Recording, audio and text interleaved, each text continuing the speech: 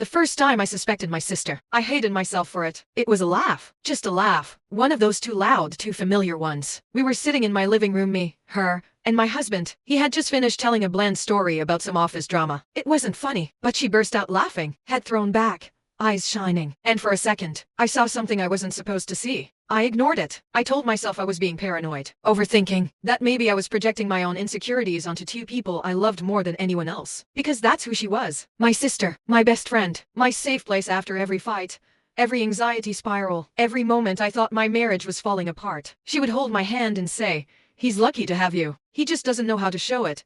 But now I wonder, was that love or guilt? Back then, I didn't dare ask that question, because the truth would destroy everything. We grew up close, not perfect, but close. People used to call us twins even though I was older by 2 years. We shared clothes, secrets, sometimes even dreams. She was the wild one, spontaneous, magnetic, the kind of girl who'd dance barefoot in a thunderstorm just because the rain felt like freedom.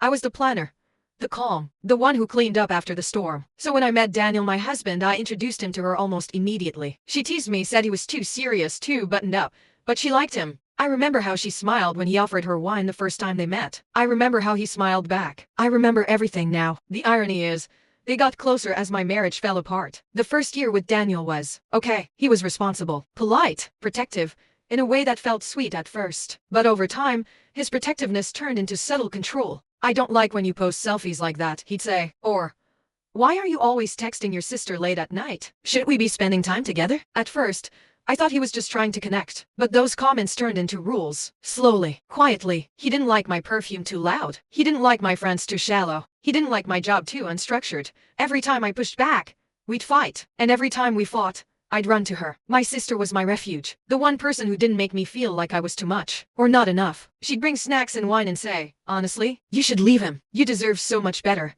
She said that more than once. And each time, I believed she meant it. Looking back, I see it now. The cracks in her face when I cried on her shoulder. The guilt in her eyes when she said, "You'll get through this." The way she always made sure to leave exactly before Daniel got home. But the laugh, that was the first break in the mask. That laugh made me look at them both differently. And the next day, I did something I never thought I'd do. I picked up her phone when she left it charging on my kitchen counter. I wish I could say I was looking for proof, but I wasn't. Not really. I don't even know what I was doing. Maybe I was hoping to find nothing. Maybe I wanted to punish myself for doubting her. Maybe a part of me already knew. The screen was open. WhatsApp. Pinned conversations, mine. And Daniel's. My fingers went cold. I tapped the name. No password. No Face ID. Nothing. The first thing I saw, a selfie. Her, in his t-shirt, in his bed. Sent at 2:14 a.m. I didn't scream. I didn't cry. I just stood there, like the floor had vanished, like the air had turned solid. I scrolled and scrolled. Messages, voice notes, photos, plans. They had been together for almost a year. He would fight with me, then run to her. She would comfort me while texting him under the table. I read a message that said, "She thinks I'm at the gym. I'll be there in 20. I don't know how long I stood there. I don't know how I didn't throw the phone. All I remember is one sentence that played in my head, over and over. She was holding me, while sleeping with him, and the worst part, they weren't even being careful anymore. Because deep down, they didn't think I'd ever look. They thought I was weak, and maybe I was, but not for long. Not anymore. That night, I didn't sleep. I laid in bed next to him, his back turned to me, breathing like nothing had happened. Like he wasn't the reason I felt like a ghost inside my own skin. He had no idea. No idea that I knew everything. No idea that my hands were shaking under the blanket from holding in the scream I couldn't let out. No idea that I had read every message. Every lie, every "I love you" that was never meant for me. I stared at the ceiling for hours thinking, what do you do when the two people you trusted the most destroy you together? By morning, I had made a decision. I wasn't going to confront them. Not yet. If they were going to play dirty, I'd play quiet. I started documenting. Screenshots, backups, emailing everything to myself from her phone while she was in the shower. I even used her Face ID to unlock her iCloud. Every photo, every call log, every time-stamped receipt from their hotel bookings. She had a whole folder labeled DND. Do not disturb. How ironic. They had no idea I was building a case. A digital coffin for their affair. For 2 weeks, I pretended nothing had changed. I laughed at their jokes. I let her hug me. I let him kiss my forehead. I played the part so well it scared me. But inside, I was sharpening knives made of silence. One afternoon, I invited her over. I baked her favorite banana bread, lit the candle she once gave me, and played the playlist we used to dance to when we were kids. She didn't notice I was shaking. She didn't notice my eyes were different. At one point, she looked at me and said, "I don't know how you put up with him sometimes." I smiled. Yeah, me neither. That night, I booked an appointment with a lawyer. Not just for the divorce though, that was part of it, but for something more surgical. See, what they didn't know was that Daniel had put some of our shared assets under my name for tax simplicity, including our second apartment, including the car, including the business account he sometimes used to pay for his little getaways. And what she didn't know was that I still had access to an old backup of her phone from 6 months ago. It was enough. Enough to trigger a clause in my prenup. Enough to ruin both of them. Quietly. But even with all the proof, I didn't rush. I needed one more thing. Closure? No, not really. I wanted to see them squirm. Just once. In real time. So I planned it. Dinner. At my place. Just the three of us. Like old times. I cooked. Candles. Wine. I even wore the dress you once said made me look too confident. That night, I wanted to feel like fire. He looked at me a little too long when I opened the door. She hugged me like nothing in the world had changed. What's the occasion? She asked. Just wanted to thank you both, I said, for being so supportive lately.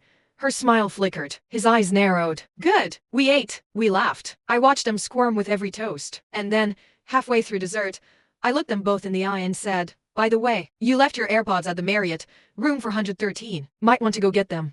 Silence. She froze first, spoon halfway to her mouth. He blinked. Once. Then again. Then looked down. I didn't raise my voice. I didn't cry. I just stood up, walked over to the drawer, and dropped a printed folder on the table. This is everything. Messages, photos, transactions, timeline, and my lawyer's number. She whispered. It's not what you think, please. I cut her off. Don't insult me more than you already have. He tried to speak. No, you don't get to talk either. You lost that privilege the day you slept with my sister while I was in the hospital visiting our mom. Her face went pale. Yeah, I know everything. Then I walked to the door, opened it, and simply said, out. Both of you. She didn't move. So I added, if you don't leave now, I'll email everything to your boss. And to Mom. And to your boyfriend, Vanessa. Forgot about him, didn't you? That broke her. She left without looking back. He followed, saying something under his breath. I didn't care. I stood in my empty apartment, took a deep breath, and let my body collapse on the floor. I didn't feel victorious. Not yet. Just clean. For the first time in months, I could finally hear my own breathing. People think that once you expose a betrayal, you feel relief. I didn't. What I felt was emptiness. A hollow, echoing kind of silence. The kind that wraps around you at night and whispers, everyone lied. I sat on that living room floor for hours after they left. Lights off. Food untouched. Their chairs still pulled out, like ghosts refusing to leave. I didn't cry that night. I didn't scream or break things. The pain was too clean for that. Too sharp. Like standing in the snow barefoot, your skin doesn't feel the cold right away. Just numbness. Then fire. That's what it felt like. Fire under my skin. I stopped answering calls for a week. My phone buzzed constantly, unknown numbers.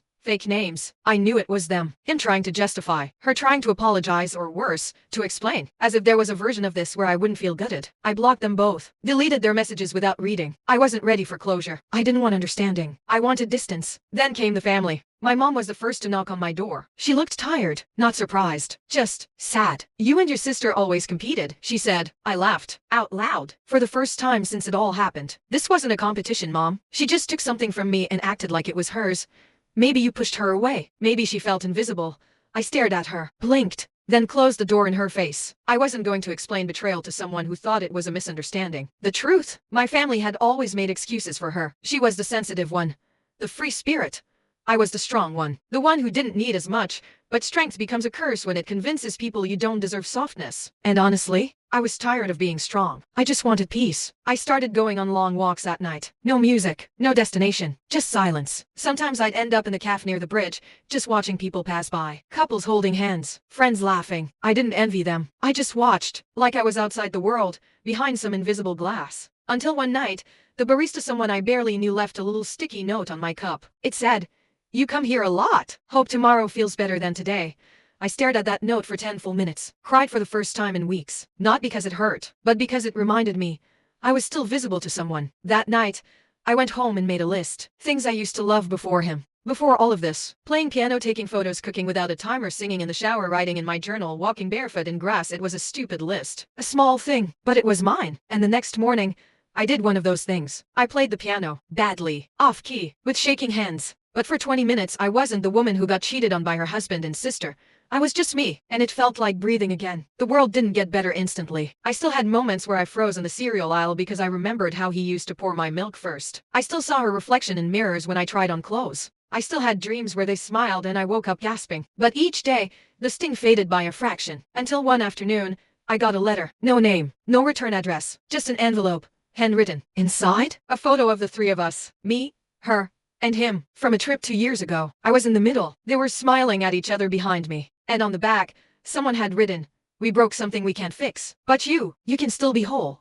No apology, no begging, just that. I burned the photo, but I kept the message, not for them, for me, because for the first time since everything exploded, I started to believe it. Maybe I could be whole again. Grief doesn't always look like tears. Sometimes, it looks like cleaning your apartment at a.m. Sometimes, it sounds like deleting 4,000 photos without looking. Sometimes it feels like standing in your own closet and realizing half the clothes aren't really yours. They picked me apart quietly, so I decided I would reclaim myself the same way quietly. No revenge, no spectacle, just correction. The first thing I did was change the locks. Not because I thought they'd come back, because I knew they wouldn't. Not after what I said to them, not after what I exposed, but I needed that symbolic moment turning the key and knowing this space was mine again. Not a stage for their lies, not a backdrop for their betrayal. I started making space in other ways too. I threw out his toothbrush, gave away the sweater she always borrowed, deleted the joint Spotify account. I even changed my number, and it felt good. Not dramatic, not even angry, just clean. Around this time, Daniel sent an email. He used an old work address he thought I wouldn't block. It was short, pathetic. "I made a mistake, but I still love you."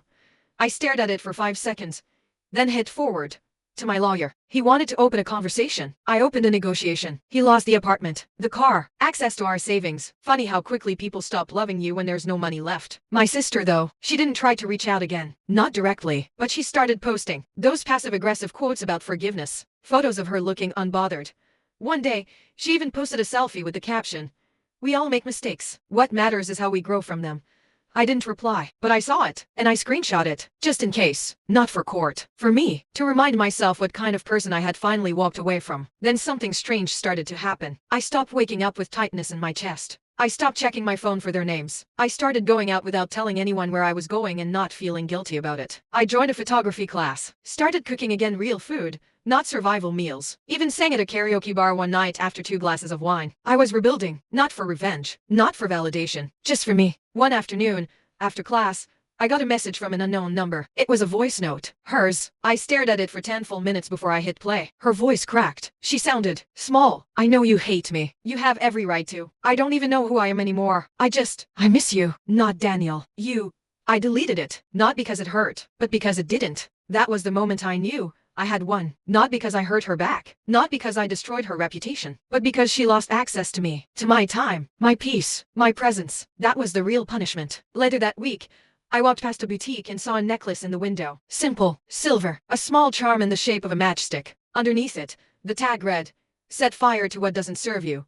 I bought it, wore it home, and for the first time in forever, I smiled at myself in the mirror. Not because I looked strong, but because I looked like me again. And that was everything. Some endings come with fire, others, with a door that closes and never opens again. Mine? It ended in silence. Not because I had nothing left to say, but because they no longer deserved to hear me. 6 months passed. No contact. No drama. No unexpected messages from fake numbers. No apologies. And honestly, that was the best gift they could have given me. They let me go, and I stayed gone. People kept asking questions. "Are you okay now? Would you ever forgive her? Do you miss him?" I answered differently each time. Sometimes I'd smile and say, "I'm working on it." Sometimes I'd laugh and change the subject. But the real answer? I stopped waiting for apologies. I stopped waiting for closure that would never come. I stopped rehearsing what I would say if I ever saw them again. Because I realized the most powerful closure is peace. One day, I saw them, together, at a gas station of all places. They didn't see me. I stayed in my car. They looked tired, uncomfortable, awkward, like 2 people who used to have a secret that doesn't feel so exciting anymore. He looked thinner. She looked bored. They weren't fighting. They weren't laughing either. Just existing next to each other. Not lovers, not enemies, just consequences. And me? I drove away with music playing, window down, hair messy, no tears. That moment told me more than any apology ever could. Now,